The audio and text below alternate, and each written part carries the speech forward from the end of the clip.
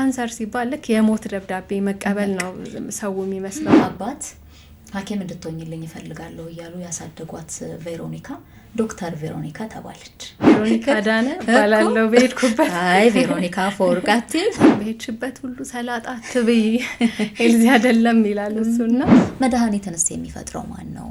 ሐኪምንስ እውቀት የሚሰጥ ማን ነው? ፈጣሪ አይደለም ወይ? ካንሰር ሴሎችን በምን መስላቸዋለን መሰለሽ? ከዚህ ኤዲቶሪያል ፖሊሲ ያፈነገጡ ወይም ደግሞ በዛ ማይተዳደሩ ብለሽ አስቢያቸው። የጎዳናው ህፃን፣ ይሄ ቤት የለሹ፣ ማሙሽ ተንከራታች፣ ምስኪኑ ትንሹ እያለ የሚቀጥል ግጥም ከገጠር አካባቢ የሚመጡ ሰዎች ኢቭን ከእርሻቸው ከማሳው የቆየሽባቸው ጊዜያት ኖርዌይም ጀርመንም ጥቂት ይሆኑ እንጂ ግን በጣም ጠንካራ ያለ ትምህርት የወሰድሽባቸው ናቸው። የኔ መመረቅ የኔ እንትን ለሱ ኤነርጂው ነበረና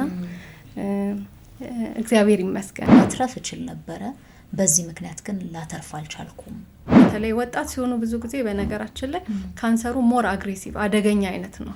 ከምሹ ሰው ቆሞ ሲሄድ ማየት ምንም እንደሱ የሚያስደስት ነገር የለም። ዶሮ መበለቱም ከቀዶ ሕክምናው ጋር ስለሚሄድ አያቅተኝም በሚል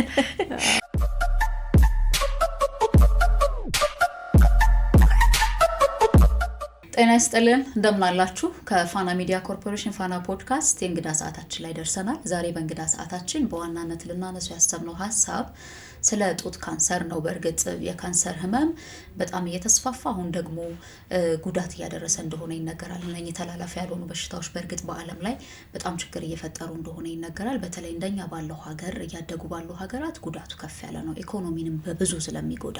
የጥቅምት ወር እንደምታውቁት የጡት ካንሰር የግንዛቤ ማስጨበጫ ወር ነው የሚባለው።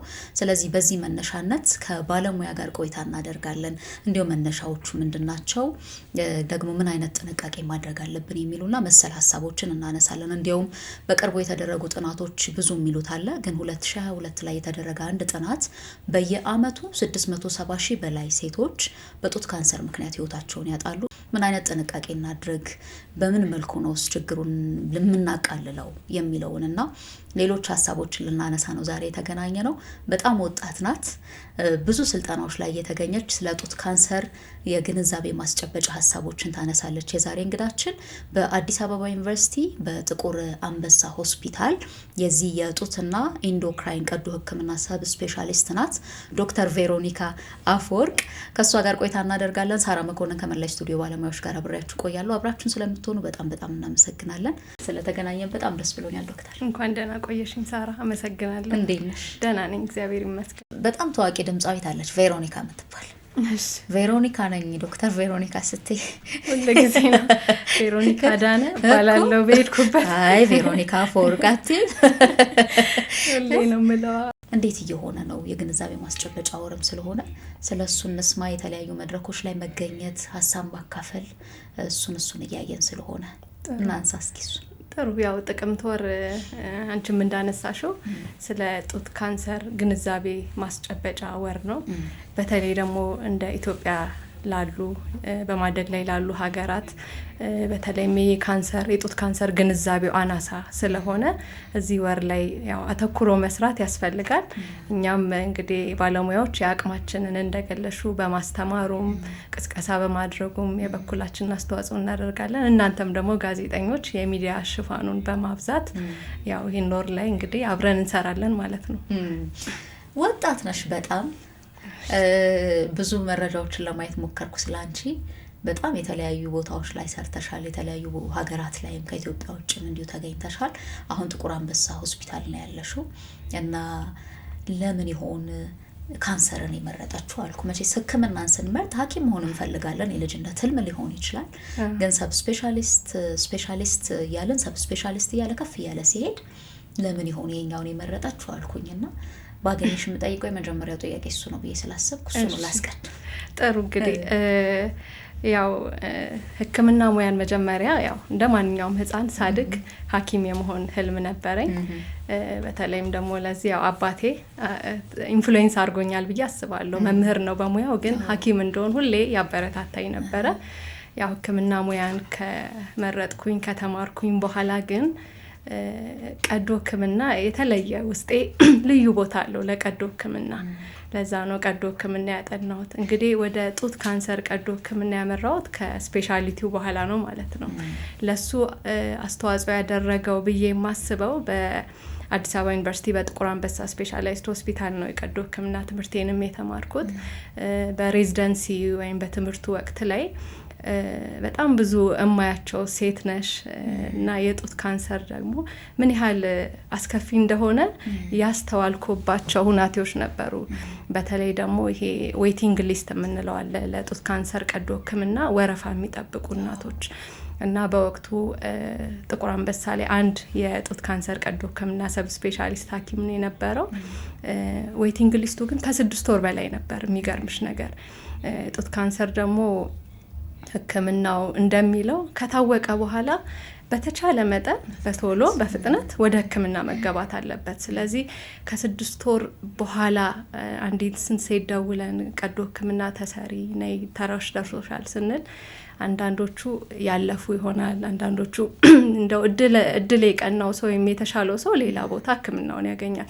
ከዛ ውጭ ግን ወይ ደረጃው ከፍ ብሎ ለሰርጀሪ የማይሆን ሆኖ ይመጡ ነበር እና እነዚህ ነገሮች ውስጤን በጣም ይነኩኝ ነበር። ስለዚህ የጡት ካንሰር ቀዶ ሕክምና ማጥናት አለብኝ ብዬ ለሰብ ስፔሻሊቲ መረጥኩት ማለት ነው። እንዳሰብሽው ሆነልሽ ታዲያ? አዎ በጣም እንዳልሽው መነሻለሽ። ደርሻለሁ ብለሽ ታስበልሽ? ደርሻለሁ ብዬ አላስብም። ግቤን ገና አልመታውም። ነገር ግን አትሊስት አሁን ያለውበት ትራክ የምመኘው በፓርሻሊ ምኞቴን አሳክቻለሁ ብዬ አስባለሁ። ከሰብ ስፔሻሊቲ ፌሎሺፔን ከጨረስኩ በኋላ እንዳልሽው ወደተለያዩ ሀገራት በመሄድ የዚሁ በተለይ ጡት ላይ አተኩሬ የጡት ካንሰር ቀዶ ሕክምና ላይ የተለያዩ ትሬኒንጎችን ወስጃለሁ። ይሄ ኦንኮፕላስቲክ ትሬኒንግ የምንለው አድቫንስድ ትሬኒንግ አለ። እሱን ጨምሮ እንግዲህ ያው ወደፊት ብዙ የማስባቸው ነገሮች አሉ ከሳይንሳዊ ምርምር ጋር ሪሰርች ጋር ተያይዞ ከሰርጀሪ ጋር ተያይዞ ብዙ የማስባቸው ነገሮች አሉ። ግን ያው ትክክለኛው መንገድ ላይ ነኝ ብዬ አስባለሁ። አዎ አለሁ ማለት በራሱ ቀላል አይደለም እኮ። እንዲያው በተገኙበት ህልም ብዙ ነው የሚሆነው። አንዱን ስናሳካው ደግሞ አንዱ ይቀጥላል። እንዲህ ባረግ እያልን በየጊዜው የምናቀዳቸው የምናለማቸው ይኖራሉ። ግን የመጀመሪያውን ሀሳብን ውስጣችን ሲከነክናን የነበረው ነገር ላይ መድረስ ቀላል አይደለም። በጣም ፈታኙ ተብሎ የሚነሳው በዚህ በካንሰር ህመም፣ በተለይ ደግሞ በጡት ካንሰር ያው ዛሬ ሀሳባችን እሱ ላይ ስለሆነ አንደኛ ቶሎ ራሳችንን መመርመር አንችልም። ሴቶች ደግሞ በሕክምና ሊገኝ ሲል ወይ ህመም ከተሰማን ካለቀለት በኋላ ነው ወደ ሕክምና ተቋም የምንሄደውና ቶሎ ሕክምናው ካልተጀመረ ደግሞ በህይወት የመቆየቱ ነገር ምንድነው ብዛም አይሆንም። ስለዚህ በዚህ ትግል ውስጥ አልፈው ሕክምና ተቋም ሲገኙ ደግሞ ቀጠሮ የሚባለው ሲመጣ በጣም ፔንፉል ነው። ለእናንተም ያማል፣ ለህመም ውስጥ ያለውም ሰው በጣም ከባድ ይሆናልና እንዲያው ቶሎ ሕክምናውን አግኝቶ ይድናል የምትይው ሰው በወረፋ ምክንያት ህይወቱን ሲያጣ ማየት በጣም የሚያሳዝን ስለሆነ እሱንም ችግር ነው ብሎ አስበው ወደ መፍትሄው መምጣት ቀላል ስላልሆነ እናመሰግንሻለን ለማለት ነው። እንዳልሽው ልጅነታችን ላይ ህልም አለ። በተለያየ አጋጣሚ ቤተሰቦቻችን የምናየው በአካባቢያችን ያለው ሰው ብንሆን ብለን የምናስበውን ነገር እንድናስብ ያደርገናል። አውሮፕላን አብራሪ አውሮፕላኗ ስታልፍ የምናልመው ሕክምና እንደዚሁ ነጭ ጋውን የለበሰ በሙሉ ስናይ እንዲሁ ሐኪም በሆነ የምንለው ብዙ ብቻ ኢንጂነር ብንሆን እንዲህ እንላለን። ፖሊስም ሲያይ ፖሊስ፣ መምህርም ሲያይ መምህር የሚል ብዙ ሰው ነበረ። አንቺ እንዳልሽው ተሳክቶልሽ ወደ ሕክምናው መጣሽ። ግን እኔ ወዴት በወስድሽ በጣም ደስ ይለኛል። መቼስ የተወለድንበት አካባቢ ደግሞ ያንቺ ለየት ያለ ነው። ብዙዎች ልብ ውስጥም አእምሮ ውስጥም ያለ ቦታ። አንዴ ከአርቲስት አለምፀሐይ ወዳጆ ጋር ቆይታ ነበረኝና በቃ በህይወት የማረሳው ጊዜ ያሳለፍኩት የምትለው ህፃናት አምባን ነው። አንቺ ደግሞ የህፃናት አምባ ፍሬ ነሽ። እንመለሰሽ ወደ ኋላ። እሺ ያው እንግዲህ ያው ውልደቴ ህፃናት አምባ ነው። እናትና አባቴ በስራ ምክንያት ያው ታዳጊ ህፃናት ነበሩ። ህፃናት አምባ እንደምታውቂው እዛ ተመድበው ይሄዳሉ። ይጋባሉ። ከዛ እኔንና አንድ ወንድምና እህት አሉኝ ከኔ በታች ሶስታችንን ያፈራሉ ማለት ነው። እንዴት እንደተጋቡ ነገሯችሁ? አይ ብዙም ዲቴይሉን አላውቅም። ከዛ ያው እስከ 6ኛ ክፍል ድረስ እድገቴ ህጻናት አምባ ነው። ከ6ኛ ክፍል በኋላ እናትና አባቴ በስራ ምክንያት ወደ ሐዋሳ ተቀይረው ስለሄዱ ከዛ በኋላ ወደ ሐዋሳ ተቀየርን ማለት ነው። ዩኒቨርሲቲ እስከገባውበት ጊዜ ድረስ እድገቴ ሐዋሳ ከተማ ውስጥ ነው። አቶቴ አካባቢ ያው ስለዚህ ሃይ ስኩል የመጀመሪያ ደረጃ ትምህርት ቤት፣ ሁለተኛ ደረጃ ትምህርት ቤት ከአዲስ አበባ ዩኒቨርሲቲ በፊት ስለሆኑ የት ተማርሽ እምልሽ አሁን የሐዋሳ ልጆች ሐዋሳን ጠራችሁ፣ አቶቴን ጠራችሁ፣ የተማረችበትን ብናውቅ ምን አለ የኔ ባች ናት ብንል ማለታችሁ አይቀርም። ጥሩ እሺ። ህጻናት አምባ ያለው የተማርኩበት የመጀመሪያ ደረጃ ትምህርት ቤት እውቀት ፋና ይባላል። ከዛ ሐዋሳ ከሄድኩኝ በኋላ ማውንት ኦሊቭ ስኩል የሚባል ፕራይቬት ስኩል ነበረ። እስከ 11ኛ ክፍል እዛ ነው የተማርኩት። 12ኛ ክፍል ግን በተለያዩ ችግሮች ምክንያት 12ኛ ክፍል ስላልነበረ ማውንት ኦሊቭ ላይ ደቡብ ኢትዮጵያ አካዳሚ የሚባል ሌላ ፕራይቬት ስኩል ገብቼ እዛ ነው የጨረስኩት ማለት ነው። አይ ደስ ይላል። በትምህርት በጣም ጥሩ እንደሆንሽ ሕክምናን ስትመርጪ የመረጥሽው ሕክምና ተገኝቷል። አዲስ አበባ ዩኒቨርሲቲ መርጠሻል። አዲስ አበባ ዩኒቨርሲቲ ነው የገባሽው። እሱ ላይ ምንም ጥያቄ የለኝም። ግን እንዲያው ከኋላ ተከታዮች እንዳሉት ልጅ እንደምን ያለ ልጅነት አሳልፋ ይሆን ቬሮኒካ? እሺ እንግዲህ ይህንን ጥያቄ አይዲያል የሚሆነ ያው ቤተሰቦቼ ቢጠየቁ ነበር። ስለ ቬሮኒካ ተጫዋች ልጅ ናት፣ ታታሪ ናት። ያው ጎበዝ ተማሪ ነበርኩኝ። በደረጃም በአብዛኛው አንደኛ ነው የምወጣው፣ ካልሆነ ሁለተኛ እንደዛ። ስለዚህ በየአመቱ ሰኔ 30 ተሸላሚ ነበርኩ። በተጨማሪም የግጥም አባቴ ስነ ጽሁፍ ውስጥ ኢንቮልቭድ ስለነበር ያው ተወሰነ እሱም ኢንፍሉዌንስ አለ። እንደዚህ ሰኔ 30 ላይ ግጥም፣ ውዝዋዜ ምናምን ድሮ ሞክር ነበር፣ አልዋሽሽም። ያው ጎበዝ ተማሪ ነበርኩኝ። ለዛም ነው ያው ጥሩ ውጤት አምጥቼ ዩኒቨርሲቲም አዲስ አበባ ዩኒቨርሲቲ የመጀመሪያ ምርጫዬ ነበር፣ ሕክምናም የመጀመሪያ ምርጫዬ ነበር። እግዚአብሔር ይመስገን ያው አግኝቻለሁ ማለት ነው። ጎበዝ ተማሪ ቤት ውስጥ ረባሽ በጥባጭ የሚባል ነው የሚሆነው ወይስ አይ ድምፁ አይሰማም የሚባል አይነት? የመጀመሪያ ልጅ ነኝ ለእናትና ለአባቴ። ስለዚህ ሴት የመጀመሪያ ልጅ ስትሆኚ ቤት ውስጥም ኃላፊነቶች ይኖራሉ። ጓዳውን ባንቺ ነው። አዎ የተወሰነ እኛ ቤት ካደግን በኋላ ትዝ ሲለኝ ቤት ውስጥ አጋዥ አልነበረም። እናቴና ሁላችንም እኔም ወንድም እህቶቼም የስራ ክፍፍል አለ።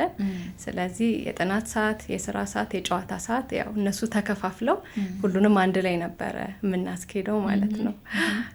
ስለዚህ ኃላፊነቱም አለ፣ ትምህርቱም አለ፣ ከታች ያሉ ልጆችን መንከባከብም እንዲህ አይነቱ ነገር ይኖራል። ሁሉም ይኖራል። በስኬት ተወጥቼዋለሁ በልጅነቴ ብለሽ ትያለሽ ይመስለኛል።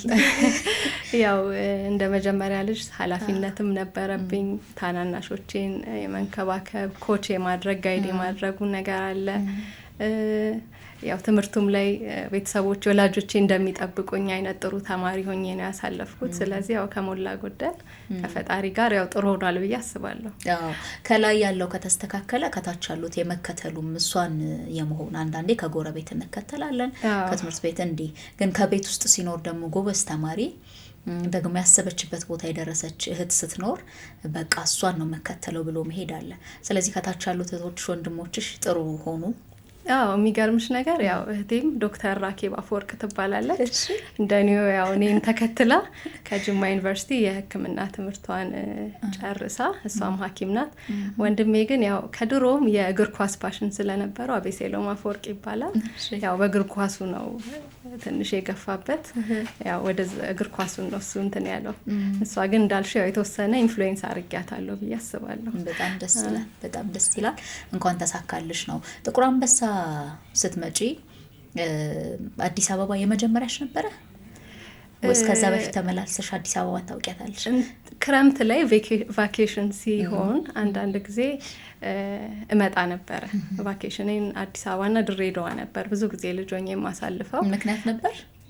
ያው አባቴ ከድሬዳዋ ስለሆነ እዛ አካባቢ ብዙ ዘመዶች አሉኝ፣ እህቶችም አሉኝ። ከዛ አዲስ አበባ ደግሞ አጎቶች አሉኝ። ስለዚህ ሁለቱም ጋር ነው በቫኬሽን አውቃታለሁ። ከዛ ውጭ ግን ስኖርባት ያው ከሕክምናው ትምህርት ቤት ከገባው በኋላ ነው። ከዛ በኋላ ግን አልተመለስኩም። ሐዋሳ እዚሁ ተማርኩ፣ እዚሁ አገባው፣ እዚሁ ቀረው ማለት ነው በስራ። ስለዚህ እንትን እኮ ነው የሚሆነው። ለምሳሌ ከተወለድንበት ከተማ ወይ ካደግንበት ከተማ በትምህርት ምክንያት ወደ ሌላ ከተማ ሲባል ፍርሃቱ ይኖራል። እንዲህ አይነት ነገሮች፣ ትምህርቱ በራሱ ማስጨነቁ አለ፣ ከተማ መልመዱ አለ፣ ቤተሰብ መናፈቁ አለ። እነኚህ ነገሮች ምናልባት ትምህርትሽ ላይ ጫና አሳድረውብሽ ይሆን የሚለውን ለማወቅ መተሻል የሚለውን ብናውቅ ጥሩ ነው ብዬ አስቤ ነው። መጀመሪያ ትዝ የሚለኝ ልክ ካምፓስ እንደገባው ፕሪሜድ ይባላል፣ ፕሪሜድ ስኩል ነው የሚባለው እና ከሬጅስትሬሽን በኋላ 1 ሳምንት ጋፕ ኖረ፣ ትምህርት አይጀመርም ተባለ እና አንዳንድ ጓደኞቼ ከሐዋሳ የመጡ ያው እንመለሳለን ብለው አሰቡና ያው ተፈቀደላቸው። እኔ አባቴን ደውዬ 1 ሳምንት ስላለ መምጣት ፈልጋለሁ ስለው ትዝ ይለኛል። አይቻልም ነው ያለኝ፣ እዛ ሆነሽ መልመድ አለብሽ አለኝ እና ያን ያለቀስኩትን ባት መቼም አይረሳኝም። በሰዓቱ በጣም እንዴት አትወደኝም ማለት ነው ብዬ በጣም ፊል አድርጌ ነበር። ግን ሳስበው ካለፈ በኋላ እንዴት ነው አንዳንዴ ይሄ ዲተርሚኔሽን የሚባል ነገር አለ። በቃ ልማር መጥቻለሁ ብለሽ ስላሰብሽ ቁጭ ብለሽ ኢንቫይሮንመንቱን መልመድ አለብሽ ነበር የሱ አቋምና ትክክል ነው ብዬ አስባለሁ። ካለፈ በኋላ ሳስበው ልክ ነው። ሩቅ ያስባሉ እኮ ቤተሰቦቻችን። ምክንያቱም የሆነ ነገር እንደሚገጥምሽ ይታወቃል። አዲስ አካባቢ ስትመጪ የሚገጥመው ምንድነው የከፋ ነገር ሳይሆን አካባቢውን ለመልመድ የሚደረግ ትግል ይኖራል። የቤተሰብ ናፍቆት አለ። ይሄንን በዚህ ባገኘሽው አጋጣሚ ካለመድሽው ትምህርቱ ሲጀመር ሌላ ተጨማሪ ጫና ይሆንብሻል ብሎ ማሰብ ደግሞ መምህርም ስለሆኑ በደንብ ይረዱታል። ለዛ ነው የሚሆነው። እሺ፣ ከዛ አዲስ አበባ ዩኒቨርሲቲ ገባሽ፣ ጨረሽ፣ እዚሁ ጥቁር አንበሳ ተቀጠርሽ? ተጀመረው? አዎ፣ ሜዲሲን እንደጨረስን ያው የተወሰኑ ተማሪዎች ጥቁር አንበሳ የመቀጠር እድል ያገኛሉና ካገኙት መካከል ሆኜ ዲፓርትመንት የቀዶ ሕክምና ዲፓርትመንትን የመረጥኩት። ያው ከሜዲሲን ውስጥ እያለው ጀምሮ ፓሽኑ በተለይ 3ኛ ዓመት 4ኛ ዓመት ላይ በደንብ ኤክስፖዠር ይኖርሻልና ወደ ቀዶ ሕክምናው አደላ ነበረ። ስለዚህ የቀዶ ሕክምና ዲፓርትመንት ውስጥ ሌክቸረር ሆኜ የተቀጠርኩኝ። 1 ዓመት እንደሰራውኝ የስፔሻሊቲ ትምህርት እድል እዛው ጥቁር አንበሳ እንድማር አገኘሁኝ። ከዛ የስፔሻሊቲ ትምህርቴን በአጠቃላይ ቀዶ ሕክምና በጀነራል ሰርጀሪ ለ4 ዓመት ተማርኩኝ ማለት ነው። ከዛ በኋላ ነው የደቡብ አፍሪካ፣ የጀርመን፣ የኖርዌይ እና ሌሎች ሀገራትን እያየው ነበረ። እዛ እንዴት አጋጣሚው መጣ? እሱን እስኪ እናውቀው። እሺ፣ እነሱ ያው ከፌሎሺፑ ጋር ይያያዛሉ። ፌሎሺፕ ማለት የሰብ ስፔሻሊቲ ትሬኒንግ የምንለው ብረስትና የጡትና ኢንዶክራይን ሰርጀሪ ትምህርቴን ያው በአዲስ አበባ ዩኒቨርሲቲ እዚሁ ነው በጥቁር አንበሳ የተማርኩት። አስ ፓርት ኦፍ ዘ ትሬኒንግ ውጭ ሀገር እየሄድን የተወሰነ ትሬኒንግ እናገኛለን እና ኮላቦሬተሮቻችን ጀርመን ሀገር እና ኖርዌይ ሀገር የሚገኙ ዩኒቨርሲቲዎች ናቸው። ስለዚህ በዛ አማካኝነት ኖርዌይ 2 ወር እንዲሁም ደግሞ ጀርመን 1 ወር የአድቫንስድ ብረስት ሰርጀሪ ትሬኒንግ ወይም ኦንኮፕላስቲክ ትሬኒንግ እንለዋለን። የጡት ካንሰር ቀዶ ሕክምና ሆኖ ደረጃው ከፍ ያለ አይነት ትሬኒንግ እዛ አግኝቻለሁ። ከዛ ግን ሰብ ስፔሻሊቲ ፌሎሺፑን ፎርማሊ ከጨረስኩ በኋላ ወደ ደቡብ አፍሪካ ሄጄ ደግሞ ኢንቴንሲቭ የሆነ ሌላ ትሬኒንግ እዚሁ ኦንኮፕላስቲክ ሰርጀሪ ላይ ወስጃለሁ ማለት ነው።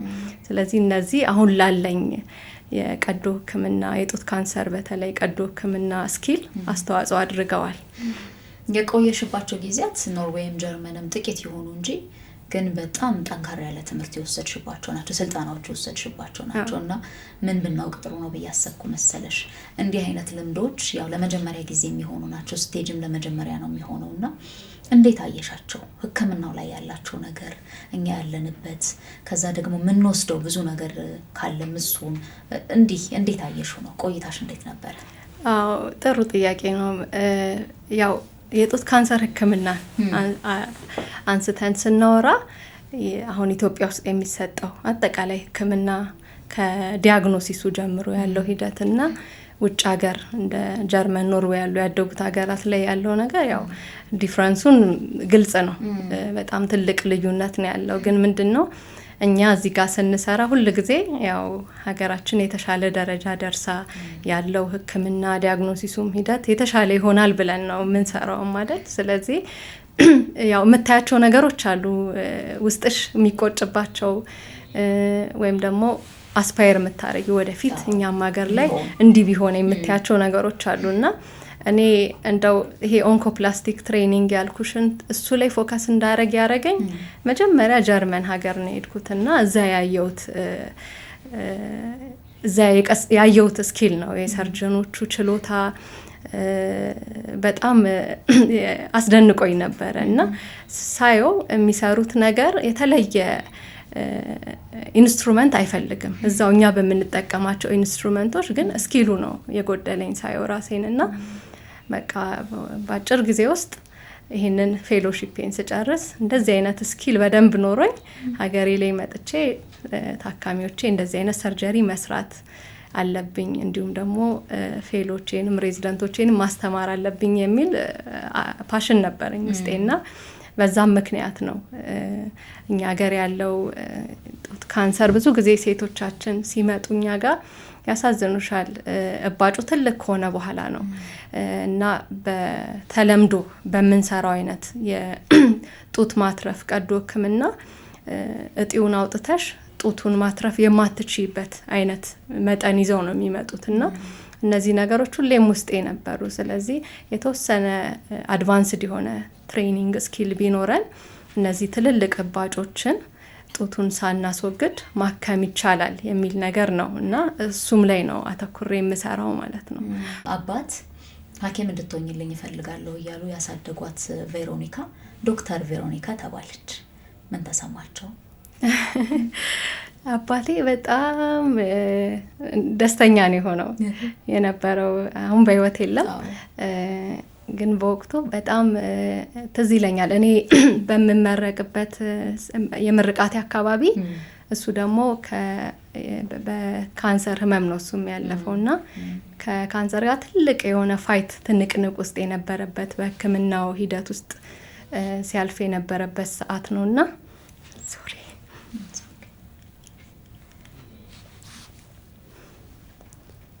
እና ብርታቴ ነበርሽ ይለኝ ነበር። የኔ መመረቅ የኔ እንትን ለሱ ኤነርጂው ነበረ እና እግዚአብሔር ይመስገን ምርቃቴን አይቶ ትዳር ከእንደገና ልጄን አይቶ መሞቱ ደስ ይለኛል። እዛም ያው አም ቴንክፉል። ምን ይሆናል መሰለሽ ህልም ልጄ ብትሆን ብለው የሚያስቡት ነገር እሱ ሆኖ ማየት ቀላል አይደለም። ያው ስለማይቀር እኮ ነው፣ ሞት አይቀርም። ህይወት እንዳለ ሁሉ ሞት አይቀርም። ከዚህ በፊት ሰምቻለሁኝ በካንሰር ህመም እንዳለፉ። እንዲያውም ቀደም ብዬ ሳነሳ የእሳቸው መነሻ ሆኗት ይሆን እንዴ ወደ ካንሰሩ ያደላችሁ እያልኩኝ ነበረ። ግን ያው ሌሎች መነሻዎች ናቸው ያሉት እና ግን በቃ ማየት እኮ መታደል ነው። ልጅን እንደ ህልም ማሳደግ አሳድጎ ደግሞ ውጤታማ አድርጎ ማለፍ በጣም መታደል ነው እና ነፍሳቸው በሰላም ትረፍ። አሜን። አውቃለሁ እንዳረፉ። ግን እንዲያው ስሜታቸውን ህክምናው ላይ ሐኪም ሆነሽ ሲያዩ የተሰማቸውን ስሜት ብናውቅ ብዬ ነው ይሄኛውን ጥያቄ ያነሳሁት። ግን መታደል ነው እንደዚህ አይነት ልጅ ማፍራት ማግኘት በራሱ የሚኮሩብሽ ይመስለኛል እንደዚህ ሆነሽ ማየታቸውና ከዛ ምንድነው እየቀጠለ ሄደ። ትምህርት አለ። በጣም እንግዲህ ህክምና ሲባል ያው እናውቀዋለን ትምህርቱ በጣም ከባድ ነው። ደግሞ ስፔሻላይዝ ሲደረግ ሰብ ስፔሻሊቲ ውስጥ ሲገባ እየከበደ ነው የሚመጣው። በደንብ ዲቴል እየታወቀ ስለሚሄድበት ማለት ነው። በዚህ መሀል ትዳርም ልጅም መጡ። እንዴት ሆነልሽ ነው? ያው እንግዲህ ያው ጥቁር አንበሳ ባለውለታዬ ነው እላለሁ ሁሌ። አሁን ላለሁበት ደረጃ በትምህርቱም በስራውም ዓለም ባለውለታዬ ነው። እንደገና ደግሞ ትዳሬንም ያገኘሁት ከጥቁር አንበሳ ነው። ዶክተር ሳሙኤል አልማው ይባላል ባለቤቴ። እዚሁ እኔ በህክምና የመጨረሻ ዓመት ተማሪ ሆኜ እሱ ደግሞ የስፔሻሊቲ ትምህርቱን የመጨረሻ ዓመት ሆኖ ነው የተዋወቅ ነው። ከዛ እንግዲህ ከምርቃት በኋላ ጓደኝነታችን ወደ ትዳር አመራ። ከዛ ደግሞ 2 ልጆች አፈራን ማለት ነው። አንድ ወንድና ደስ የሚሉ ልጆች ያዩዋቸው ነበር፣ በፎቶ ያየው ነበር። በጣም ደስ የሚሉ ልጆች ወልዳችኋል። እሺ እናመሰግናለን። እሺ ስለዚህ ማን ወደደ ማን አየ ማን ደነገጠ ነው? እንደው ዝም ብሎ በጓደኝነት ሆነ? እሱ ጥያቄ ይቅርብ። እንዲሁ ጓደኝነት፣ ከዛ ያው ጓደኝነቱ ራሱ ወደ ፍቅር ወደ ትዳር ዓለም አመራ። ካንሰር አንድ ቦታ ላይ ስታነሽ የሰማሁት እንዲሁ ወደ ጋዜጠኛው ቀረብ እንዲል ብለሽ ይመስለኛል በምሳሌነት ያመጣሽው ሀሳብ አለ። እንዲሁ ካንሰር እንዴት ይከሰታል የሚለውን ስታነሽ እሱን መነሻ አድርገሽ ብትነግሪኝ በጣም ደስ ይለናል። ያው ጋዜጠኛ ስለሆንሽ ከሱ ጋር የሚለው ያው ምንድነው ብዙ ቦታ ስናስተምር የተለያየ ሰው ነው የምታስተምሩ። የጤና ባለሙያ ገብተሽ ደግሞ ዝቅ ብለሽ ማህበረሰብ ውስጥ ሌይ ፐርሰን የምንለው በተለምዶ ከሕክምና ጋር ምንም ግንኙነት የሌላቸው ሰዎች ጋዜጠኞች። ያው ስለዚህ ያው ቦታውን መስለን ነው አንዳንዴ በምሳሌ ነገር በምሳሌ አይደለም የሚባለው።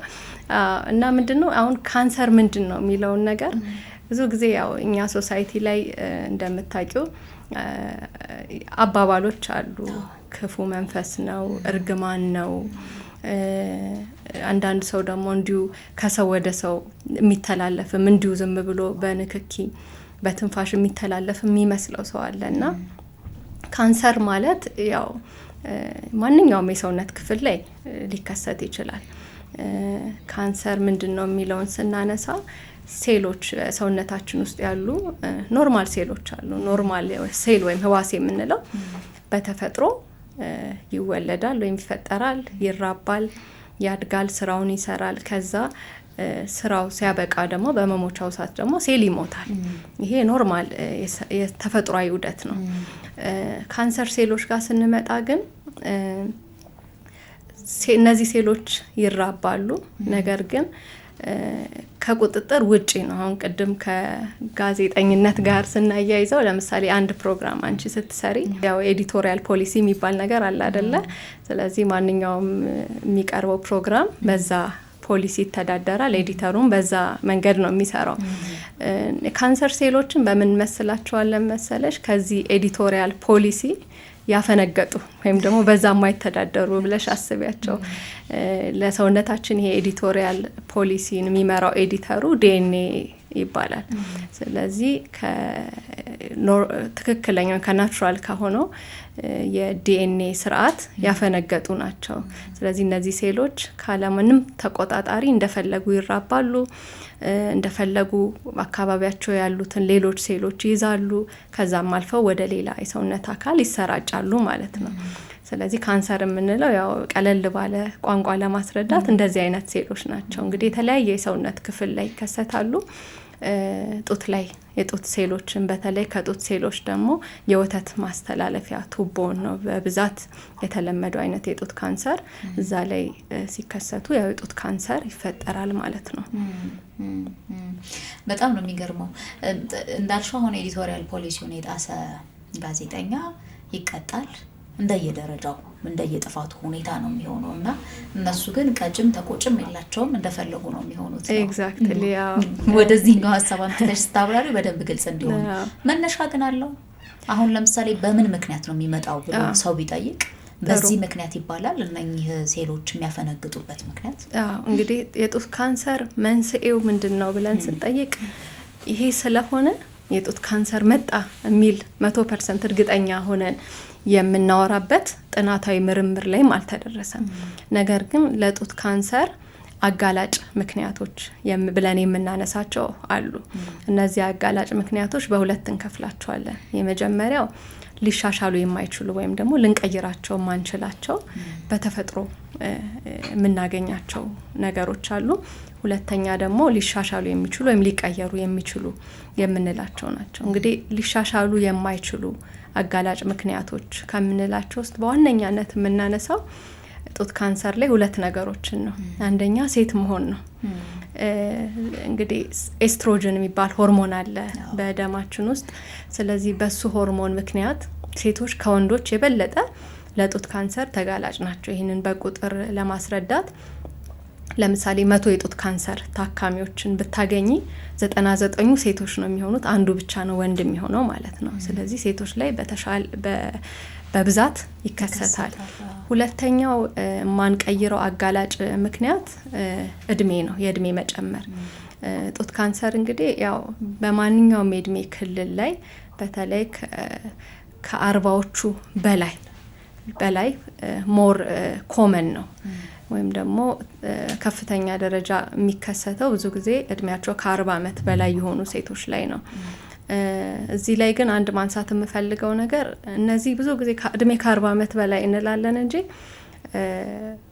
ወዳደጉት አገራት ስትሄጂ የነሱ የእድሜ ጣሪያ ከፍ ያለ ስለሆነ የጡት ካንሰር የሚከሰትበትም እድሜ ብዙ ጊዜ 60ዎቹ 50ዎቹ መጨረሻ እነዚህ ናቸው የተለመዱት እድሜዎች። እኛም ኖርዌይም ጀርመንም እንዳየነው ታካሚዎች እድሜያቸው ከፍ ያሉ ናቸው። ኢትዮጵያ ግን እኛ ጋር ስትመጪ አብዛኛው የጡት ካንሰር ታካሚ በ38 እና በ45 ዓመት መካከል ነው የሚኖሩት እና ይሄ የሚያሳየው ያው የእኛ ሀገር ጡት ካንሰር ታማሚዎች ከውጭው ዓለም ጋር ካደጉት ሀገራት ጋር ስታነጻጽሪው ወጣት ናቸው ማለት ነው።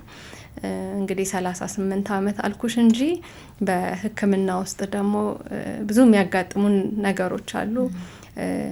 የ25 ዓመት ልጅ በጡት ካንሰር ተይዛ ያከምኳታለች። በ20ዎቹ መጨረሻ በ30ዎቹ መጀመሪያ በጣም የተለመደ እድሜ ነው። እንግዲህ ገና ከትምህርት ዓለም ወጥቶ ስራ የሚያዝበት ትዳር የሚታሰብበት እድሜ ላይ ብዙ ተስፋ ያለበት እድሜ ላይ በዚህ ካንሰር ያው መታመም ትልቅ ነው ለሴት ልጅ ትልቅ ስነ ልቦናዊም አካላዊም ጫና አለው እና ይሄኛ ሀገር ላይ እንግዲህ እድሜ ሲባል ከ40 ዓመት በላይ ብንልም 30 ላይም 20 ላይም 30ዎቹም ላይ 20ዎቹም ላይ አይከሰትም ማለት አይደለም። ሌላው እንግዲህ ማንቀይረው የምንለው በቤተሰብ ታሪክ ነው። ምናልባት ግን ወደ ቤተሰብ ከመሄዳችን በፊት ውጮቹ ላይ እንዳልነው ከ50ም ከ60ም ይመጣል ማለት ያደጉ ሀገራት ላይ። በማደግ ላይ ያሉ ሀገራት ላይ ደግሞ 25ም 30ም ከ38 እስከ 45 የተባለው እድሜ ሆነ። የተለየ ምክንያት አለው አኗኗራችን? ምናልባት እንግዲህ ለዚህ እንደ ምክንያት የሚጠቀሰው ያው ጥናቶች ናቸው። እንግዲህ ጥናቶች የሚያሳዩት ያው አንደኛው የኛ ፖፑሌሽን ያንገር ነው ወይም ደግሞ ከውጮቹ አንጻር ስታዩ የእድሜ ጣሪያችን ለምሳሌ ኖርዌይ፣ ጀርመን የእድሜ ጣሪያቸው 85 ዓመት 90 ዓመት ድረስ ነው። እኛ ጋር ግን ስትመጪ 68 እንደዚህ 60ዎቹ መጨረሻ አካባቢ ነው እና ስለዚህ ያው የምናወራው ካሉት ከሰርቫይቭ ካረገው ፖፑሌሽን ነው በህይወት ካለው ፖፑሌሽን ስለሆነ እሱ እንደ አንድ ምክንያት ነው። ሌላው ግን አንዳንድ ጥናቶች ደግሞ የሚያሳዩት ባዮሎጂካሊ በጡት ካንሰር ባህሪው በራሱ የአፍሪካ ዝርያ ያላቸው ሰዎች ላይ ባህሪው ራሱ ከአውሮፓ አሜሪካ ካሉት የጡት ካንሰር ዝርያዎች ይለያል። ቢሄቪየራሊ ባዮሎጂካል ቢሄቪየሩም ይለያል። ለዛ ነው የኛው ሞር አግሬሲቭ ነው፣ ስለዚህ ሞር ወጣቶች ላይ ይከሰታል የሚሉም ጥናቶች አሉ። ያው ይሄን 100% እርግጠኛ ሆኖ ማውራት አይቻልም። እሺ ወደ ሶስተኛው መሄድ እንችላለን። እሺ ሌላው ያው የጡት ካንሰር የቤተሰብ ታሪክ መኖር ነው።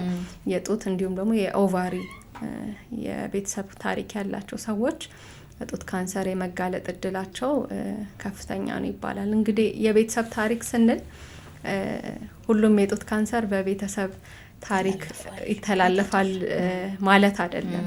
ኢንፋክት አብዛኛው የጡት ካንሰር እስከ 90% የሚሆን የጡት ካንሰር በቤተሰብ ወይም ደግሞ በዘረመል ውርስ የሚተላለፍ አይደለም። ነገር ግን እስከ 10% የሚሆኑት የጡት ካንሰሮች ከቤተሰብ በሚወረስ የዘረመል ብልሽት ወይም በእንግሊዘኛው ጄኔቲክ ሚውቴሽን በምንለው ምክንያት ሊከሰቱ ይችላሉ። እነዚህን በተለይ ብራካ ጂን ሚውቴሽን የሚባሉ በጣም የታወቁ አሉና እነዚህ ብራካ ጂን ሚውቴሽን ያለባቸው ሰዎች የጡት ካንሰር ብቻ ሳይሆን የኦቫሪ የምንለው የማህፀን ካንሰርም ተጋላጭ ናቸው ማለት ነው። የጡት ካንሰር ሪስኩን ካወራን 10 የብራካ ጂን ሚውቴሽን ያለባቸው ሰዎች ቢኖሩ ከ10ዎቹ 6 የሚሆኑት ሴቶች በእድሜ ዘመናቸው ሲኖሩ የጡት ካንሰር ዴቨሎፕ ያደርጋሉ ማለት ነው። ስለዚህ ትልቅ ቁጥር ነው ከ10 ሴቶች 6ቱ ማለት። ከሱ ውጭ ግን ያው በቤተሰብ ለምሳሌ የኔ እናት የጡት ካንሰር ታሪክ ነበረባት ብላ ብትመጣ አንዲት ሴት እሷ ላይ የጡት ካንሰር የግድ ይኖራል ማለት አይደለም። ያ የግድ በዘረመል ብልሽት ነው ማለት አይደለም። ስፖራዲክ የምንለው ወይም ደግሞ ጀስት ኮኢንሲደንስ ሊሆን ይችላል። ያ ግን ይሄ በተለይ ስትሮንግ የቤተሰብ ታሪክ ያላቸው ጠንካራ ለምሳሌ ከአንድ በላይ የቤተሰብ አባል አፌክትድ ሲሆን በጡት ካንሰር በተለይ ደግሞ ፈርስት ዲግሪ የምንላቸው የመጀመሪያ ደረጃ የቤተሰብ አባላት እናት፣ አባት፣ ወንድም፣ እህት ወይም ልጆች በእነሱ ውስጥ ያለ ታሪክ ከሆነ እድሜያቸው እነዛ የቤተሰብ አባላት በጡት ካንሰር ሲያዙ እድሜያቸው ወጣት በተለይ ከ40 ዓመት በታች ከነበረ እነዚህ ምናልባትም በቤተሰብ በውርስ ለሚመጣው የጡት ካንሰር አይነት አመላካች ይሆናሉ ተብሎ ይታሰባል። ከነዚህም ጋር ደግሞ አብረን የምናነሳው የወር አበባ ዑደት ጋር የተያዙ አጋላጭ ምክንያቶች አሉ። ለምሳሌ ወር አበባን በቶሎ የጀመረች ሴት በተለይም ከ12 ዓመት በታች ወይም ደግሞ የማረጫ እድሜዋ የዘገየ ሴት ብዙ ጊዜ ከ55 ዓመት በላይ ቆይቶ የወር አበባ የሚያዩ ሴቶች እነዚህ ያው በተፈጥሮ ማንቀይራቸው ምክንያቶች ናቸው። ሊሻሻሉ የሚችሉትን እናውራለን። ምክንያቱም ያው እነዚህ ላይ ነው መስራት የምንችለው። እነዛን መቀየር አንችልም። ሊሻሻሉ የሚችሉት ላይ ግን መስራት ይቻላል። ኢንፋክት ጥናቶች እንደሚያሳዩት ከ3 የጡት ካንሰሮች ውስጥ አንዱ ሊሻሻሉ የሚችሉትን ምክንያቶች በመቀየር በማሻሻል መከላከል ይቻላል፣ ፕሪቨንት ማድረግ ይቻላል ነው የሚለው ጥናቱና እነዚህ እንግዲህ አብዛኛዎቹ ከአኗኗር ዘይቤያችን ጋር የሚሄዱ ነገሮች ናቸው።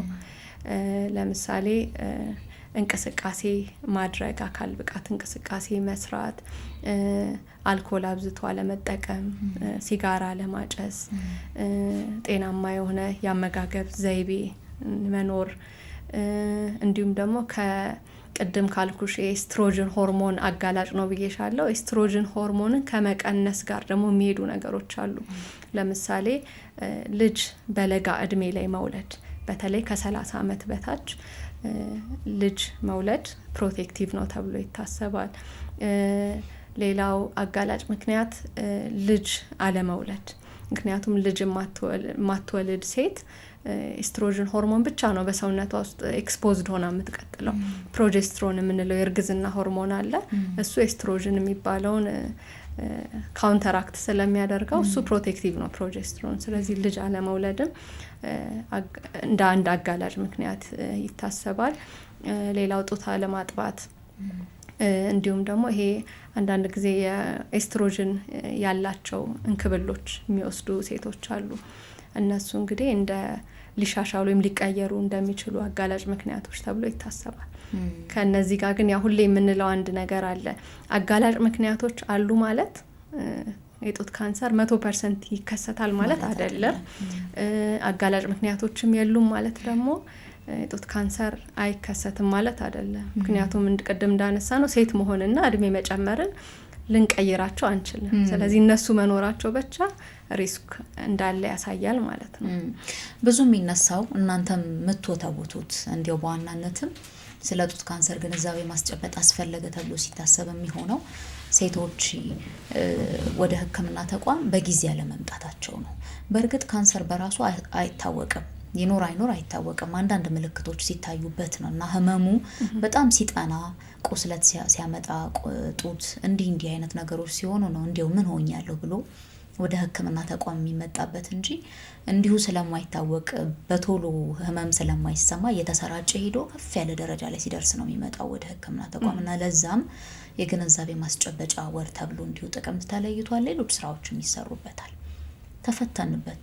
ተፈተነንበታል የምትሉት ባለሽበት በሕክምናው ሌሎች ጓደኞችሽም አንቺንም ጨምሮ ይሄኛው ስለሚመስለኝ ብናውቅ ሰው ወደ ሕክምና ቶሎ እንዲመጣም ያግዛል ብዬ አስባለሁ። እና ምሳሌ ብለሽ የምታነሻቸው ለምሳሌ ማትረፍ እችል ነበረ፣ በዚህ ምክንያት ግን ላተርፍ አልቻልኩም በእርግጥ ህይወት ምንድነው ሐኪም ይጥራል የፈጣሪ ትእዛዝ ቢሆንም ግን መጣራችን ተስፋ እንድናረግ ስለሚያደርግ የጡት ካንሰር ሲታወቅ ወይም ደግሞ ዲያግኖስድ ሲሆን አብዛኛዎቹ ሴቶች ደረጃው ከገፋ ወይም ደረጃው 3 እና 4 ከሆነ በኋላ ነው በቁጥር ካስቀመጥ ነው። ለምሳሌ ኢትዮጵያ ላይ 70% የሚሆኑት ሴቶች መጀመሪያ ህክምና ተቋም ጋር መተው ካንሰሩ ሲታወቅላቸው ደረጃው የገፋ ሆኖ ነው ማለት ነው።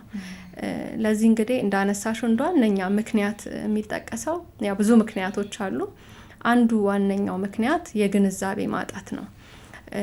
የግንዛቤ ማጣትን ከብዙ አኳያ እናየዋለን። ለምሳሌ ከታካሚው አንፃር ስናየው ስለ ጡት ካንሰር ምልክቶች ግንዛቤ አለማወቅ አንዱ ነው። ብዙ ጊዜ እኛ ማህበረሰብ ላይ ካስተዋልሽ ህመም ያለው ነገር ክፉ ነው ቶሎም ተብሎ ወደ ጤና ተቋም ያስኬዳል። ህመም የሌለው ነገር ግን ሲኖር ቸላይ ማለት ነገር አለ እና ጡት ካንሰር ህክምና ላይ ይሄ ዴይ ቱ ዴይ የሚያጋጥመን የሚቆጨን የተለመደ ታሪክ ነው ማለት ነው። ትልቅ እባጭ ይዘው ይመጣሉ እናቶች ቆዳው ከቆሰለ ሽታ ካመጣ ካመረቀዘ በኋላ እና ለምን እስካሁን ቆያችሁ ብለን ስንጠይቃቸው አብዛኛው የሚሰጡን ምላሽ ይሄ ነው። አይ እባጩ ለብዙ አመታት ለብዙ ወራት ነበረ፣ ነገር ግን ህመም አልነበረውም። ስለዚህ ህመም ስለሌለው መጥፎ ነገር ይሆናል ብለን አላሰብንም የሚል ሐሳብ ያለ እና አይ ቲንክ እኛ ያው ብዙ የምናስተምረው መስራት ያለብንም ነገር ይሄ ነው። የጡት ካንሰር ዋነኛ ምልክቱ ህመም የሌለው እባጭ ነው። ዋነኛውም የተለመደው ምልክቱ ማለት ነው። ስለዚህ ማንኛውም አይነት እባጭ አንዲት ሴት ጡቷ ውስጥ ፊል ካረገች ወይም ከተሰማት ያ ነገር ካንሰር ሊሆን ይችላል ላይሆንም ይችላል። ነገር ግን ጤና ተቋማት ጋር በመሄድ ቼክ ማስደረግ ይኖርባታል። ግን ምንድነው አሁን እኛ ጋር የተለመደው ምንድነው ሰውም ጤና ተቋም ጋር የሚሄደው ወይም ለጎረቤት የሚናገረው ሰውም የሚሰማው ያ የጡት ካንሰር ካመረቀዘ ከቆሰለ ህመም ካመጣ በኋላ ነው። ስለዚህ ሰው ውስጥ የሚያለው ቀናናል አይደል ኤግዛክትሊ ታመምን እንዳንባል ከራሳችን ጋር መሟገት ሰው ቢሰማ ያው ስሙ በራሱ ያገዘፍ ነው ስለሆነ ደብቀን በራሳችን መጨረስ ነው የምንፈልገው ብዙም ነገር እውነት ነው አይደለም። ቤተሰብ ጎረቤት አንዳንድ ጊዜ ከባለቤቷም ደብቃ መጨረሻው ደረጃ ላይ እስኪደርስ መሄድ እስኪያቅታት ካንሰሩ ተሰራጭቶ ጀርባዋ ላይ ሳምባዋ ላይ ሄዶ እስክትደክም ድረስ ለባለቤቷ እንኳን የምትደብቅ ሴት አለች እና ያው የአስተሳሰብም ያመለካከትም ችግር አለ። እኛ ሶሳይቲ ላይ ለካንሰር ያለን አመለካከት አንዳንዴ እንደ እርግማን እንደ እርኩስ መንፈስ የመቁጠር ነገር አለ። ህመሙ ህመም መሆኑ እንኳን እየታወቀ ዘመናዊ ህክምና አማራጮችን ትቶ ወደ ባህላዊ ህክምና የማዘንበሉ ነገር አለ። አንዳንዴ ደግሞ ያው ፋይናንሻል ፕሮብሌምም አለ። ምንድነው ያው አንዲት ሴት ካንሰር ህመም ሲኖርባት አንደኛ ስራዋን መስራት አትችልም፣ ሁለተኛ ወደ ህክምና ተቋም ሄዳ ማግኘት አለባት ሰርቪሱን። እሱም የራሱ ወጪ ያለው እና ይሄንን ወጪውንም ፍራቻ ብዙ ጊዜ የመቆየት ነገር ይፈጠራል ማለት ነው። የጡት ካንሰር በቶሎ ከተገኘ የመዳን እድሉ ከፍተኛ ነው እንላለን ስናስተምር። የመዳን እድሉ ከፍተኛ መሆን ብቻ አይደለም፣ በነገራችን ላይ የህክምና ሂደቱም ኮምፕሊኬትድ አይደለም ወይም ደግሞ በጣም ኮምፕሌክስ የሆነ የተወሳሰበ አይደለም። ፋይናንሻሊም ደግሞ ብዙ ወጪ የማያስወጣ ነው። እንግዲህ አንዲት ሴት በካንሰር ስትታከም ቤተሰብም ነው አብሮ የሚታመመው አይደለ? ልጆች አሉ፣ ባለቤት አለ፣ ቤተሰብ ዘሆል ፋሚሊ ነው የሚረበሸውም የሚቸገረውም እና ይህን ሁሉ ነገር ይቀንሳል። ሌላው እንደ ቀዶ ህክምና ባለሙያ የምንነሳው የህክምና አማራጮቹ ብዙ ናቸው። የምናነሳው ምንድነው አሁን ማህበረሰባችን ውስጥ አሁንም ሌላ አንድ የተለመደ አይነት አስተሳሰብ አለ። ጡት ካንሰር ከታወቀ ህክምናው ጡቱን ሙሉ በሙሉ ማስወገድ ብቻ ነው የሚል እሳቤ አለ። ይሄ እንግዲህ ምንድነው ብዙ ጊዜ እንዳልኩሽ እኛ ጋር ካንሰሩ ስር ከሰደደ ደረጃው ከገፋ በኋላ ስለሚመጡ የቀዶ ሕክምና አማራጭም አይኖርም። አብዛኛውን ጊዜ ጡቱን ሙሉ በሙሉ ማስወገድ ነው የሚሆነው። ግን እርሊ በቶሎ ከመጡ ግን ጡቱንም ማትረፍ ይቻላል። እጢዋን ብቻ ከእጢዋ ዙሪያ ያለ ትንሽዬ ንጹህ የጡት አካል አድርጎ በማስወገድ ከዛ በኋላ ደግሞ የጨረር ሕክምና የቀረው ጡት ላይ የጨረር ሕክምና በመስጠት ጡቱን አትርፎም ካንሰሩን ማከም ይቻላል። ውጤቱም ደግሞ ልክ ሙሉ ጡት ሲነሳ እንደሚሆነው ተቀራራቢ ነው። ይሄ ግንዛቤ ግን ማህበረሰቡ የለውም። ስለዚህ ከሄድኩኝ ጡቴን ይቆርጡታል የሚል እሳቤ አለ። ስለዚህ አልሄድም። ከዛ በኋላ መጨረሻ ላይ ግን ደረጃው ሲገፋ ያው መምጣታቸው አይቀርም። ያኔ ሲመጡ ግን ካንሰሩን አክሞ ማዳን ይከብዳል። ደረጃው 4 ከሆነ በኋላ ያው የምንሰጠው ፓሊቲቭ የምንለው ሕክምና ወይም የህመሙን የማስታገስ ሕክምና ነው እንጂ ካንሰሩ ሙሉ በሙሉ ከሰውነቱ የማዳን ሕክምና ደረጃ 4 ላይ ያው ከባድ ነው የሚሆነው ማለት ነው። ስለዚህ ያው በዋነኛነት ሁሌም እንደምንለው የጡት ካንሰር በቶሎ መያዝ አለበት። አሁን ጤና ሚኒስቴርም እንደ መርህ አድርጎ እየሰራም እያስተማረም ያለው ይሄ ድሮ እስከ 70% ደረጃ 3 እና ደረጃ 4 ላይ የሚገኙትን አሁን ደግሞ ሰርተን 60% የሚሆኑትን ቢያንስ ደረጃ 1 እና ደረጃ 2 ላይ እርሊ በመያዝ በማግኘት ማከም። ስለዚህ ይሄ የመዳን እድሉ ከፍተኛ ነው። እንዲሁም ደግሞ እንዳልኩሽ የህክምና አማራጮችም አሉት ማለት ነው። እንዳልሹ ነው የሆነ ነገር በህይወታችን ሲከሰት መሸሽን ምን መርጥ ሰዎች አለን። ግን በመሸሽ ውስጥ ያ ነገር ጭራሽ ተባብሶበት በኋላ ይወጣል እንጂ መፍትሄ አያገኝም። ስለዚህ መጋፈጥን መልመድ ምንም ከኛ ጤንነት በላይ አይሆንም የሌላው ሰው ሀሳብ። ስለዚህ እሱን መጋፈጥ መልመድና ወደ ተቋማት ወደ ህክምና ተቋማት መሄድ በጣም አስፈላጊ ነገር ነው። ራሳችንን መመርመር የሚባል ሀሳብ ደግሞ አንዱ ይመስለኛል። እንግዲህ 20 ዓመት ከሞላ በኋላ ከዛ በ30 ከዛ በ40 እያለ ይቀጥላል። ይሄ ደረጃዎች አሉት። ከአንቺ አንደበት ብንሰማው በሙያሽ ጣልቃ ባልገባ ብዬ ነው። እሺ ችግር የለም። ጥሩን ፖይንት ይዛሽልኛል። አመሰግናለሁ። 20 30 40 እንለዋለን። ምንድነው እንግዲህ ጡት ካንሰር ላይ አንዱ የምንሰራበት ግንዛቤ ከማስጨበጥ ባለፈ የምንሰራበት ነገር ቅድመ ምርመራ የሚለውን ነገር ፕሮሞት ማድረግ ነው። ስለዚህ በእንግሊዝኛው ስክሪኒንግ እንለዋለን። ለብዙ ካንሰሮች ስክሪኒንግ አለ፣ ቅድመ ምርመራ። ከነዚህ ውስጥ አንዱ የጡት ካንሰር ነው። ስለዚህ የጡት ካንሰር ቅድመ ምርመራ በምን መልኩ ማድረግ ይቻላል የሚለውን ስናነሳ በሶስት አይነት መንገድ አንስተን በተለይ ለኢትዮጵያ አፕሊካብል በሆነ መልኩ በሶስት አይነት መንገድ እናስቀምጠዋለን። አንደኛው የራስን ጡት በራስ የመመርመርና የራስን ጡት የመገንዘብ በእንግሊዝኛው ሰልፍ ብሬስት ኤግዛሚኔሽን የምንለው ነው።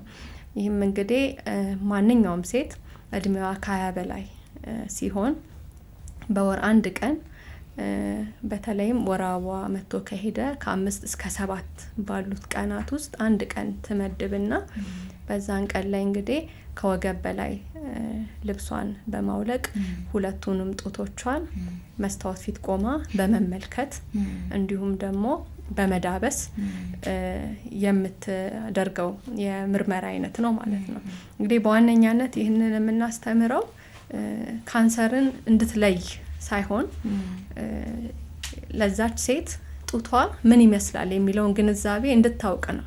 ስለዚህ ሁሉ ጊዜ የለመደችው አይነት ስለ ራሷ ጡት ግንዛቤ ካላት ምናልባትም አዲስ ነገር አዲስ ለውጥ ቢመጣ ያቺ ሴት ቶሎ ብላ ያንን ነገር የማወቅና ምንነቱን ለማረጋገጥ ወደ ጤና ባለሙያ ጋር የመሄድ እድሉ ይኖራታል በሚል ማለት ነው። ስለዚህ የመጀመሪያው ይሄ የራስን ጡት በራስ የማወቅ የመገንዘብ የምንለው። ሁለተኛው ደግሞ ከ30 ዓመት ደግሞ በላይ የሆኑ ሴቶች እንግዲህ በየወሩ የሚደረገው የራስን ጡት የመገንዘብ የመመርመሩ ሂደት እንዳለ ሆኖ ልክ ያቺ ሴት 30 ዓመት ደግሞ ሲሞላት በአመት 1 ጊዜ የጤና ባለሙያ ጋር በመሄድ አካላዊ የጡት ምርመራ እንድታደርግ እንመክራለን። ይህም በሕክምና ቋንቋው ክሊኒካል ብሬስት ኤግዛሚኔሽን ይባላል። ስለዚህ አካላዊ የጡት ምርመራ ይደረግላትና እንደየአስፈላጊነቱ እና እንደ ጡቷ ባህሪ የጡት አልትራሳውንድ ወይም ደግሞ የጡት ራጅ ምርመራ ሊከተል ይችላል ማለት ነው። ይሄ በአመት አንድ ጊዜ ይደረጋል። ልክ 40 አመት ሲሞላት ደግሞ የጡት ራጅ ወይም ደግሞ የማሞግራፊ የምንለው ምርመራ በአመት አንድ ጊዜ ወይንም ደግሞ በ2 አመት አንድ ጊዜ እንደየአስፈላጊነቱ እንድታደርግ እንመክራለን። እንግዲህ እነዚህ ያው የጡት ካንሰር ቀድሞ የማወቅ ቅድመ ምርመራ የምንለው ምንድን ነው? ካንሰሩ በእጇ ወይም በአንድ ባለሙያ በእጁ ወይም ደግሞ በማየት ከማወቁ በፊት እንዲገኝ ይረዳል ማለት ነው። እንግዲህ ከሶስቱ በጣም ጥቅም አለው ተብሎ በጥናት የተደገፈው የጡት ራጅ ወይም ማሞግራፊ የምንለው ምርመራ ነው። እሱ ግን ያው እንደ ኢትዮጵያ ባሉ በማደግ ላይ ያሉ ሀገራት ላይ በስፋት ማሞግራፊ አናገኝም። ስለዚህ ማሞግራፊ በሌለበት እንኳን የምንመክረው እነዚህ ሁለቱን ሰልፍ ብረስት ኤግዛሚኔሽን እና ክሊኒካል ብረስት ኤግዛሚኔሽን የሚባሉት ላይ አተኩረን መስራት፣ እንደየአስፈላጊነቱ ደግሞ የጡት አልትራሳውንድ በደንብ አቬለብል ስለሆነ የጡት አልትራሳውንድ ማድረግ፣ እነዚህ ላይ ያው በደንብ እናስተምራለን ማለት ነው። በጣም ቆንጆ።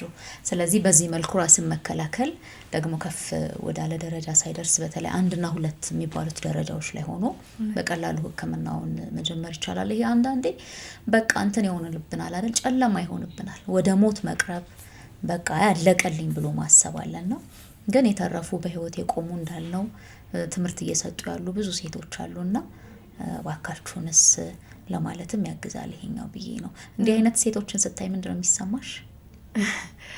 በጣም ደስ ይልሻል። በተለይ አሁን ክሊኒክ ውስጥ መጀመሪያ ያው የጡት ካንሰር ምልክቶች ይዘው ወይ ደግሞ ሌላ ቦታ የጡት ካንሰር እንደሆነ ተነግሯቸው ክሊኒክ ሲመጡ ሴቶች መጀመሪያ የምታዩ ስሜት አለ። አንድ ታካሚ ትዝ ትለኛለች፣ በቃ አለቀልኝ ከዚህ በኋላ በቃ መሞቴ ነው ብላ እርብሽብሽ አለች። ክሊኒኩ ተረበሸ። ከዛ ያው አረጋግተናት የተወሰነም አንዳንዴ ያው ሲያለቅሱ ምን ሲሉ መጀመሪያ ላይ ኢንተርፌር አታረጊም የተወሰነ ስሜታቸውን መግለጽ ስላለባቸው ከዛ አረጋግተናት ምን ብለን ያው ያለውን ነገር እንዳጋጣሚ ሆኖ የእሷ የጡት ካንሰር ደረጃው ደረጃ 2 ነው የነበረው። ግን ካንሰር ሲባል ልክ የሞት ደብዳቤ መቀበል ነው ሰው የሚመስለውና ደረጃውን እንትን ብለን ዶክተርዬ ግን አሁን እኔ ተርፋለሁ ብለሽ ነው? በቃ አብቅቶልኛል እኮ ግድ የለሽም፣ ይሄ የሚታከም ነገር ነው፣ አንቺ ብቻ በርቺ ብለን ያው በብዙ ሳይኮቴራፒም አለው አብሮ ሕክምና ቀዶ ሕክምና ብቻ ወይ መድኃኒት መስጠት ብቻ አይደለም። ከዛ በኋላ ግን የሚገርምሽ ነገር ያቺ ሴት ቀዶ ሕክምናዋን አረገች። ከቀዶ ሕክምና ቀጥሎ ኬሞቴራፒ ነው የነበራትና ኬሞቴራፒዋን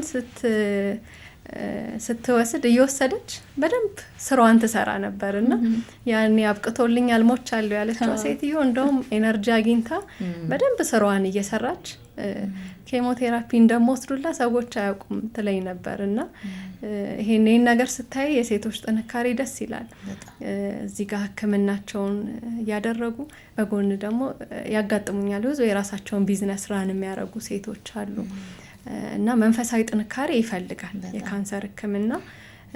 ታካሚው መጠንከር አለበት። ታካሚው ደግሞ እንዲጠነክር የባለሙያውም ትሪትመንት እንዲሁም ደግሞ የቤተሰብ ሰፖርትም ትልቅ ሚና አለው ማለት ነው። በጣም ደስ ይላል። ምንድነው የሚያዝናናት ዶክተር ቬሮኒካን? የተለየ ሌጀር ታይም አክቲቪቲ አሁን ላይ የለኝም። ድሮ መጽሐፍ ማንበብ አዘወትር ነበር እና የባድሚንተን ስፖርት ባድሚንተን በጣም መጫወት ወዳለሁ። አሁን ግን ያው ቢዚ መሆን ሲመጣ አብዛኛውን ጊዜ ትርፍ ሰዓቴን ከቤተሰቤ ጋር ከልጆቼ ጋር በመጫወት ፊልም በማየት እንደዚህ ነው የማሳልፈው። ግጥሙ ቀረ ባይሆን ምግብ መስራት ወዳለሁ። ትርፍ ጊዜ ሲኖረኝ ቤት ውስጥ ማብሰል ወዳለሁ። ምን ይዋጣልኛል ትያለሽ ታዲያ? እግር ጥሎን ቤት ብንመጣ ስሩልን ለማለት ድንገት ከመጣሽ ያው ቆንጆ ሽሮ ሰራልሻለሁ። እሺ፣ በጣም ፕሮግራም ተይዞ ከሆነ ደግሞ ዶሮ ወጥ ያው እናቴ ጥሩ ዶሮ ወጥ እንደምሰራ መስክራልኛለች። ከተመሰከረልሽ እንትን እኮ ነው እናቶች አሁን ብዙ ጊዜ የሆነ አለ የምትወጣብን አቂያቂር የምንላት አለች። አይ ይሄ እንዲህ ብታረጊው ይባላል። ስለዚህ በእናትሽ ከተመሰከረልሽ በጣም ጥሩ ላይ ነሽ ማለት ነው። ያው ዶሮ መበለቱም ከቀዶ ሕክምናው ጋር ስለሚሄድ አያቅተኝም በሚል 12ቱ አይጠፉኝም። ያንቺ በሕክምና የተደገፈ ነው ደግሞ የሚሆነው ያለምንም ጉዳት ነው የሚሆነው ዶሮ። እውነት ነው፣ በትክክል ነው። ዳይሴክት የምናደርጋል። ይሄ ቆንጆ ሀሳብ ነው። ግጥሙን ለምን ተውሽ? ያው አላውቅም እንግዲህ እስከ አይ ቲንክ 9ኛ ክፍል ሆኜ አንድ ሐዋሳ ላይ የግጥም ውድድር ነበር እና የራሴ ግጥም አይደለም ግን የሰው ግጥም ነው። ግን እሱን አንብቤ እንግዲህ ባነበብኩበት መንገድ ሊሆን ይችላል ኦክስፎርድ ዲክሽነሪ ተሸልሜ ነበር እና የጎዳናው ሕፃን የሚል አይ ዶንት ኖ ካወቅሽ፣ የጎዳናው ሕፃን ይሄ ቤት የለሹ ማሙሽ ተንከራታች ምስኪኑ ትንሹ እያለ የሚቀጥል ግጥም እሱን አንብቤ ተሸልሜ ነበር። ከዛ በኋላ ግን ትዝ አይለኝ። የመቀጠል ሀሳብ የለሽም ወይ? የሆነ ነገር ስታይ ልጻፈው እንዴ አያምርሽም? አይ ብዙም እንደው ያው ጊዜው ካለኝ ወደ ማንበቡ ብመለስ ደስ ይለኛል፣ ወደ ንባቡ። ግጥም ግን ብዙም አሁን እንትኑም ያለኝ አይመስለኝም። ከሁለት ሐኪሞች የተወለዱ ልጆች ህልማቸውን መናገር ጀመሩ ይሆን? በእርግጥ ህጻናት ናቸው ፎቶ ላይ ሳይ፣ ግን እንዲህ በሆን ይላሉ። ያው ከልጅነት ጀምሮ የሚታይ ነገር ካለ የሚገርምሽ ነገር ያው ኢንፍሉዌንስ አናደርጋቸው፣ ማድረግም አልፈልግም። አባቴ መምህር ነበረ እንዳልኩሽ፣ ግን ሐኪም እንደሆን ዶክተር እንደሆን ይገፋፋኝ ነበረ። ለሱም ያው አመሰግነዋለሁ።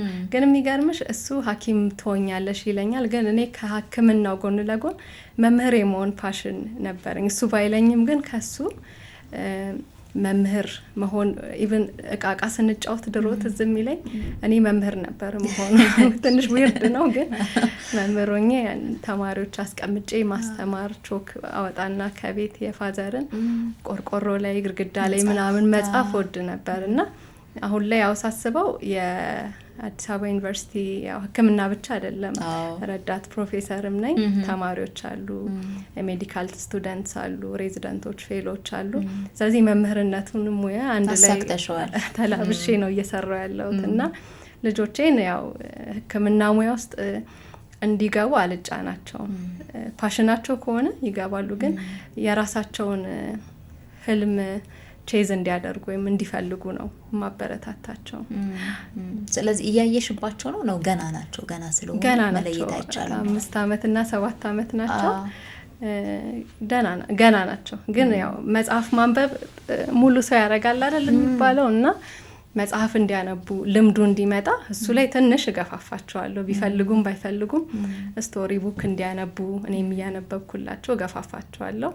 ከዛ ውጭ ግን የተለየ ተጽዕኖ አላደረግባቸውም፣ አናደርግባቸውም። አይ በጣም ጥሩ ነው። እነሱ በሄዱበት መስመር ይሄዱ፣ ግን የሚሄዱበት መስመር ቀና እንዲሆን ማስተካከልና ማሳመር ያው የወላጅም የቤተሰብም ኃላፊነት ነው። እውነት ነው። ተጸጽቼበታለሁ የምትይው ጊዜ ይኖር ይሆን? አይ ምናልባት አሁንም እንግዲህ ኢሞሽናል ልታደርገኝ ነው። ያው ጡት ካንሰርንም ሌሎችም ካንሰሮችንም እኛ ሀገር ላይ የሚያመሳስላቸው ምንድን ነው? ደረጃው ከገፋ በኋላ ነው ካንሰሩ የሚገኘው እና the same thing happened to my dad። የአባቴም ካንሰር ደረጃው ከገፋ በኋላ ለሰርጀሪ የማይሆን ደረጃ ላይ ሆኖ ነው የተገኘው እና ምናልባት በህይወቴ ያው የሚጸጽተኝ የሚቆጨኝ ነገር እንደው ትንሽ ወይ በሕክምና ሙያው ገፋ ብዬ ቢሆን ኖሮና ቶሎ እንደው ወደ ሕክምና እንዲሄድ አድርጌው ቢሆን ታክሞ በቶሎ መጥቶ ታክሞ እንደው ድኖልኝ ቢሆን በህይወት ቢኖር ብዬ አስባለሁ። ግን ያው ሁሉም ከፈጣሪ አይደለም፣ እግዚአብሔር ያድናል፣ እግዚአብሔር ይገላል ነውና የፈጣሪ ፍቃድ ስለሆነ ደግሞ ያው መልሼ ግን ትንሽ የሚቆጨኝ ነገር እንደው ላለማማረርም እሱ ይቆጨኛል ትንሽ። ግን የአካባቢው ማህበረሰብ ሲያይሽ ሲያገኝሽ እናትሽን ጨምሮ የሚሰማቸው የተለየ ኩራት ይኖራል ብዬ አስባለሁ። እንዳልኩሽ እኔ ለመጀመሪያ ቀን ሳይሽ አንድ መድረክ ላይ ደስ ስትል ምናምን እያልኩ ነበር፣ የሆነ ቀልጣፋ፣ ከዛ ደግሞ የሚናገረውን ነገር ለተቀመጠው ሰው በሚገባው መልኩ የሚነግር ማያከብደው፣ በሱ የእውቀት ደረጃ የሙያ ደረጃ ልክ ማሄድ እንደዛ ሆኖ ሳይ ወይ በጣም ደስ ትላለች እያልኩኝ ነበር። ያው በግልጽ ስነግርሽ እነሱ ደግሞ ምን ይሰማቸው ይሆን የሚለውን ዝም ብዬ አስበዋለሁና እናት እንዲህ ኩራት እንዲህ የአካባቢው ማህበረሰብ ይመስለኛል። አዎ እንግዲህ ያው በቤተሰብ አይ ቲንክ የመጀመሪያው ዶክተር ነኝ መሰለኝ በእኛ ቤተሰብ በአጠቃላይ እና ያው ለቤተሰብም ለጎረቤትም ያው እንዳልሽው ያኮራል። ከዛም ደግሞ ባለፈ ደግሞ የምታግዡም ነገር ይኖራል። በኮንሰልቴሽን በስልክ እንዲሆኜ ነበር ምን ላድርግ። አንዳንዴ ደግሞ ኢቨን እዚህ ጥቁር አንበሳ መተው ተሯሩጠሽ ሶሻል የሚባለው ነገር አለ የምታግዡ ነገር ይኖራል። ያው ደስተኛ ነኝ እንግዲህ አቅሜ በፈቀደ መጠን ለመርዳት እሞክራለሁ። ያው እግዚአብሔር ይመስገን። ምን ባሳካ ብለሽ ታስቢያለሽ? ከግል ህይወቴ አንጻር ልጆቼ አድገው ለወግ ለማድረግ ደርሰው ባይ ደስ ይለኛል። ከስራዬ አኳያ ደግሞ እንዳልኩሽ ይሄ ጡት ካንሰር ላይ በተለይ ከዚህ የበለጠ ቀዶ ሕክምናው ላይም እንዲሁም ደግሞ ሳይንሳዊ ምርምሩ ላይ ሪሰርቹ ላይም አስተዋጽኦ አድርጌ የኛ ሀገር ሴቶች አብዛኞቹ በቶሎ መተው ታክመው ድነው ውጤታማ የሆነ ህይወታቸውን ሲቀጥሉ ማየት እና ይሄ ጡት ካንሰር ሕክምናው ትልቅ ደረጃ ደርሶ ባይ ደስ ይለኛል ሀገራችን ላይ። ቆንጆ ነው። ረጅም ጊዜ ከታካሚዎች ጋር ማሳለፍ ቤተሰባዊነትን እየፈጠረ ይሄዳል ብዬ አሰብኩና ብዙ ቤተሰብ ይኖራታል የሚጠይቋት እንዴት ነሽ እንዴት ናችሁ የምትላቸው አልኩኝ። እንደዛ ይኖራል? አዎ በጣም ብዙ አለ። እንዳልኩሽ ይሄ የካንሰር ሕክምና ጉዞ ልክ እንዴት ነው ዛሬ መጥቶ የሆነ መድኃኒት ጽፈሽለት ይሄን ውሰድ ከዛ አይደለም። ኢትስ ሎንግ ጆርኒ። ስለዚህ አንዲት ሴት የካንሰር ሕክምናዋን ጨረሰች ማለት ራሱ ከዛ በኋላ ምንም ክትትል አያስፈልግም ማለት አይደለም እና ያቀራርብሻል፣ እንዳልሽው ቤተሰብ ያደርግሻል። እና ታካሚዎቼ እንዴት እንደሆነ አላቅም እንደው ብዙ ጊዜ ከምስጋናም አልፎ አንዳንዴ በስጦታም መጨናነቅ ነገር አለ እና ደስ ይላል። ቤተሰባዊነቱ ደስ ይላል። ለበዓል ይደውሉልኛል። እኔም ደግሞ በተለይ ቀዶ ሕክምና ከጨረሱ በኋላ ያው ለምሳሌ ኬሞቴራፒ የሚጀምሩ ታካሚዎች የተወሰኑ ህመሙ ቁስሉ እስኪድን 1 ወር ጊዜ ይጠበቃልና ብዙ ጊዜ ልክ የመጀመሪያ ኬሞቴራፒያቸውን ሲወስዱ በዛ ወቅት የመደዋወል ልምዱ አለኝና ያው ቤተሰባዊ ያረግሻል። እንዴት ነሽ፣ እንዴት ሆንሽ፣ እንዴት ነበር ኬሞ፣ አይዞሽ በርቺ መባባሉ አለና ጥሩ ነው፣ እግዚአብሔር ይመስገን። አዎ ይሄንን ያነሳሁት ቤተሰባዊነቱ እንዳለ ሆኖ አንዳንድ ሐኪሞች ጋር ቆይታ ሳደርግ በቃ ገርሞኛል እንዲህ አይነት ስጦታ አምጥተውልኝ የሚሉ ነበሩ በተለያዩ ሐኪሞች። እና ያስገረመሽ ስጦታ የትኛው ይሆን? እንደው ሰው ያቅሙን ነው የሚያዋጣውና ባያረጉት ትላላችሁ ባታመጡ ምናምን ትላለች፣ ግን በቃ ገርሞኛል የምትይው ያው አንዳንዴ እንትንም ነው ስጦታ የሆነ ኢቲካል ኢሹም ያመጣል። በነገራችን ላይ ግን ሕክምና ጨርሰው ደስ ብሏቸው አምጥተው እንትን ሲሉሽ አንዳንዴ አለመቀበልም እነሱን ያለማክበርና የመናቅ አይነት እንትን ይሆናልና እኔ ስጦታ ትንሽና ትልቅ የለውም እና ሁሌም ሰርፕራይዝድ እንደሆንኩኝ ነው። ያው ሰው ያለውን ነው ከገጠር አካባቢ የሚመጡ ሰዎች ኢቭን ከእርሻቸው ከማሳው እንቁላል ይዘውልኝ ለልጆችሽ ብለው እንቁላል ያመጡልኝ አሉ። ትልቅ ይሄ ጋቢ ትልቅ በጣም የሚያምር ጋቢ ብዙ አይነት ስጦታ ያመጣሉና ከስጦታው በላይ ልባቸው እንትን ይልሻል ይገዛሻል እና በጣም ደስ ይላል። ማለት ምን ነው የሚታየኝ እኔ ስጦታ ይዘው እንደዛ ሲያመሰግኑሽ ያው ምን ያህል ውስጣቸው በዛ የካንሰር ሕክምና ሂደት ውስጥ አልፎ ምን ያህል ጠንካራ ልብና ብሩህ ተስፋ ያለው ልብ ይዘው እንደመጡ ደስታቸው ፊታቸው ላይ ስታይ ያው ሁሉንም የሚያደርግ ፈጣሪ ነው። ከፈጣሪ በታች ደግሞ አንቺን አምነው በዛ ሕክምና ሂደት ውስጥ አልፈው ለምስጋና ሲመጡ ላንቺም ትልቅ ኩራት ነው። ደስ ይላል። ምንም ጥያቄ የለውም። ቆሞ ሲሄዱ ማየት እኮ የመሰለ ነገር የለም አይደለ? አለቀለት የምንለው በሰውኛ ግን በፈጣሪ ያላለቀለት ያከምሹ ሰው ቆሞ ሲሄድ ማየት ምንም እንደሱ የሚያስደስት ነገር የለም። ከዛ ደግሞ እነሱ የሚሰጡት ነገር የሚጨንቃቸው ሰዎች አሉ። ያስደስተዋል ያስደስተውም ሳይሆን እኔ እንዲያው ምስጋናዬን በምን ልግለጸው? አሁን እንቁላል በቃ እንዲያው ለማንኛውም መታደል ነው። በጣም መታደል ነው። በእንዲህ አይነት ህይወት ውስጥ ማለፍ በራሱ ለሰዎች መድረስ መቻል በጣም መታደል ነው። ባለሙያ ነኝ ያልሽ ሽሮም ብሰራ ዶሮም ብሰራ ነው የተዋጣልኝ ነኝ ያልሽና ምን ብትመገቢ ደግሞ ደስ ይልሻል? እንዲሁ ስትታይ አትክልት ወዳድ ትመስያለሽ። እችንም ጠያይቀሻል ሰው መሰለኝ። የስጋ ሰው አይደለሁም፣ ስጋ ተመጋቢ አይደለሁም እና በጣም የምወደው ሽሮና ሰላጣ ነገር ነው። እንደውም ከባለቤቴ ጋር ሁሉ ጊዜ በቃ የምንጣላው በሄድሽበት ሁሉ ሰላጣ ትብይ ሄልዚ አይደለም ይላል እሱና እኔ ደግሞ በቃ በሄድኩበት ሁሉ ሰላጣ ካለ ማለፍ አልችልም እና ሽሮና ሰላጣ በጣም ወዳለሁ። ወደ አሳው ሳታደይም እንዴ ሐዋሳ ላይ አሳም ወዳለሁ። ግን በጣም አንድ ምረጭ ካልሽኝ አንደኛ ሽሮ ቆንጆ ምርጫ። ቆንጆ ሙሉ ቀን በበላው የማይሰለቸኝ ምግብ እላለሁ እኔ ሽሮ። እንዲሁ በምንም መልኩ ትቅረብ የምትሰለች አይደለችም እና ቆንጆ ምርጫ ነው። አለባበስ ትመርጫለሽ? በተገኘሽበት ቦታ ይወስነው ይሆን? ብዙም ለአለባበስ የምጨነቅ ሰው አይደለሁም። በተቻለኝ መጠን ፕሬዘንታብል ሆኜ ለመቅረብ እሞክራለሁ። ግን ምን አይነት ልብስ እንደው ይመችሻል ይስማማሻል ካልሽኝ የቤት ቱታ፣ ስራ ቦታ ደግሞ ስክራቢ ሰርጀሪ ልብሳችንን ከለበስኩ ዘና አላለሁ። በቂ ነው። ስፖርት ትሞክሪያለሽ? አሁን ላይ አልሞክርም፣ ግን ሩጫ ሮጣለሁ። በተለይ ደግሞ ድሮ ባድሚንተንም ተጫዋች ስለነበርኩኝ ቅዳሜና እሁድ በደንብ ስፖርት ሰራ ነበረ።